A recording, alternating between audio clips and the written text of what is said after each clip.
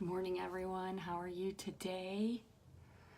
Hope you had dreams. If you had some, if you don't know what they mean, you can join our dream interpretation group.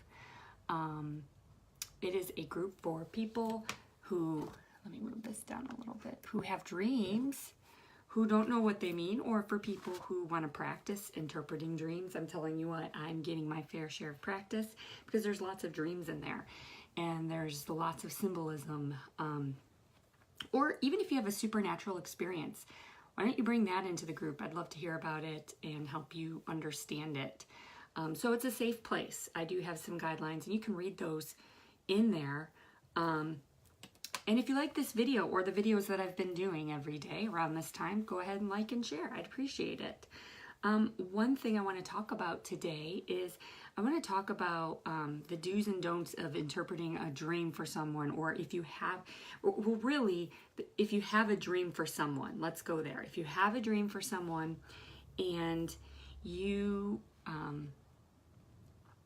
wake up in the morning, you're like, oh my gosh, I had a dream about Sally. Let me call her. You know, so these are the kind of things that I want to talk about, because I think when we live in a prophetic culture, and I've done this before. I know people who even continue to do it, but you know, like as soon as you have a dream, you just call a person and tell them, and you kind of leave it out in the open for them to either figure it out or you to figure it out, or maybe there's some confusion.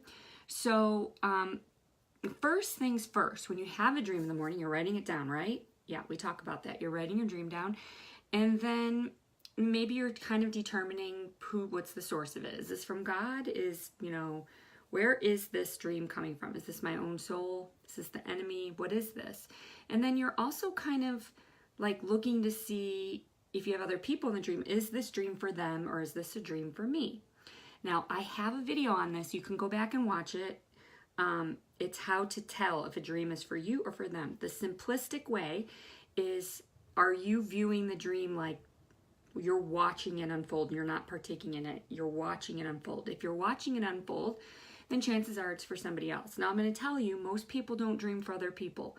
You're mostly dreaming, probably 95% plus, you're dreaming for yourself, depending on what your call and purpose is in the body.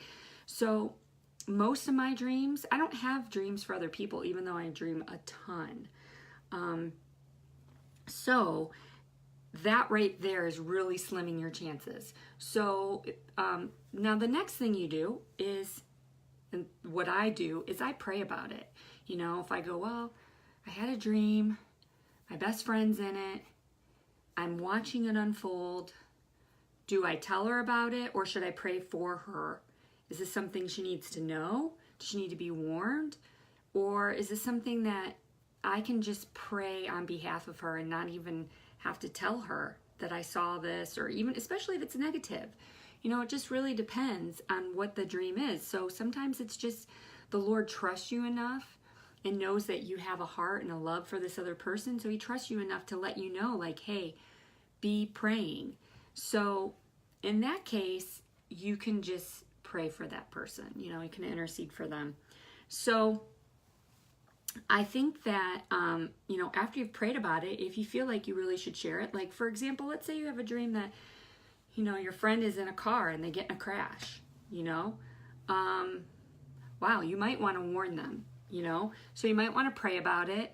And then you might want to, just make sure you really have a prompting from the Holy Spirit. And you also, what kind of relationship do you have with this person? Kind of use some wisdom, in this whole process. In the Bible, James, it says, ask the Lord for wisdom.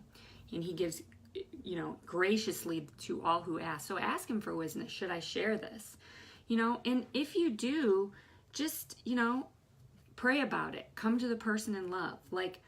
Also, maybe come to the person in a private setting. Like, this isn't something you're eating chips over at the Mexican restaurant. You go, hey, by the way, Sally, I had a dream about you and you got in a car crash.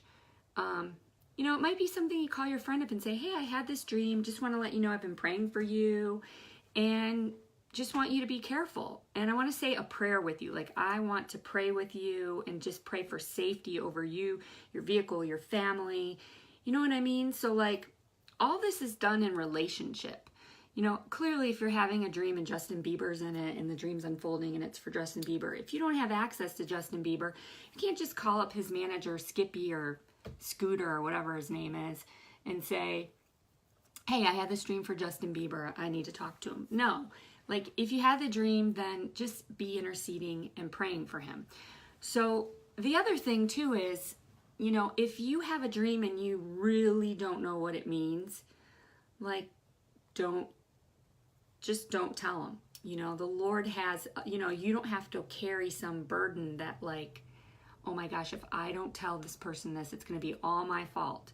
Like, it's not really that way. God is so gracious and awesome, and it's actually a little prideful to think that you're the only reason or you're the only one that can save something, you know, this person or whatever. So a lot of times for me, I do, like, I'm thinking in particular about a dream I had for someone, and I really, you know, my husband's like asked me for like a month, like, are you going to tell that person? And I'm like, you know, no, I'm not, because the state that this person is in, I don't know how they would receive it, even though we have a relationship. Like, I think what I'm going to do is I'm just going to continue praying about it. And if something unfolds in the future, then it's in my back pocket. It's in my dream journal. I mean, who knows? That dream could be for 5 years down the road. So I just keep it safely in my dream journal, knowing that it's there, and at the appropriate time, when I feel led by the Spirit, then I let that person know. The other thing too that I follow, and that, you know, I consider dreams under the realm of like prophecy. So you know, 1 Corinthians 14:3 says that prophecy is to edify, build up, stir up, cheer up, exalt. So what I do is I like to stay in that realm, especially if I do not know the person. And really this starts to come into like you're interpreting dreams for people and you don't know them. You know, I'll be honest, I have this dream group, and somebody messaged me and said, I don't feel welcome in your dream group, and so I'm not going to be in it. And, you know, of course I responded and said, wow, I'm really sorry you feel that way. Can you explain, you know, what you felt, why you didn't feel welcomed? And, you know, and so that person didn't respond. But what I want to say is, one, like, I want people to feel welcomed. You know, whenever we start dealing in the realm of prophecy, we have to make, you know, especially if I don't have a relationship, like I want to operate out of 1 Corinthians 14:3. You know, and maybe this person is wounded or there's some misunderstanding that, you know, that's besides the point. Like, this is how they feel. So, you know, we just lift them up in prayer and all that. But I just want to say too that, you know, when we start getting into interpretation too, because people are bearing their souls sometimes, and dreams can reveal so much about a person, where they're at spiritually, where their sins are at, and that can be really hard, because I'm not, you know, like, you want to interpret the dream and then let them take it to Holy Spirit for interpretation, but everybody is not in a mature place, and not everybody knows all this. Sometimes people are just like, I don't know anything about Jesus, but I had a dream. What does it mean? You know? And sometimes you have a dream for somebody that doesn't know anything about Jesus, and so you just telling them a dream without an interpretation or without something positive kind of doesn't introduce them to the King. So I have another example. I had a friend and I had a dream, and I have shared this dream already because it was a really significant type dream. But I had a dream. My friend was baking cookies. Her boyfriend smashed them all to pieces. All these beautiful, intricate cookies she had. Well, when I woke up, I thought, that's odd. She's been broke up with this person for 6 months. Kind of sat on it for a while.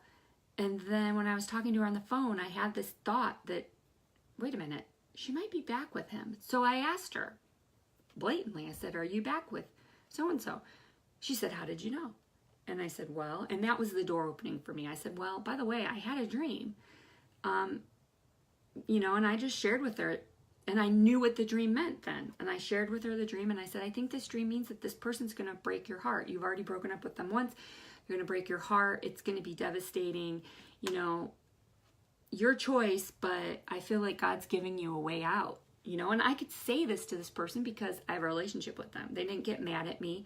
They totally chose to ignore me, and a year later, that's exactly what happened. But, you know, I think, you know, when we get into the realm of dreams, we just have to be so, we have to think about the other person's heart. You know, we have to, and like I said, most of the time the dreams are not even for you. So if it's some silly, funny dream, I mean, and you just have to use wisdom and guide this. If it's some silly, funny dream, and you say to your friend, hey, guess what?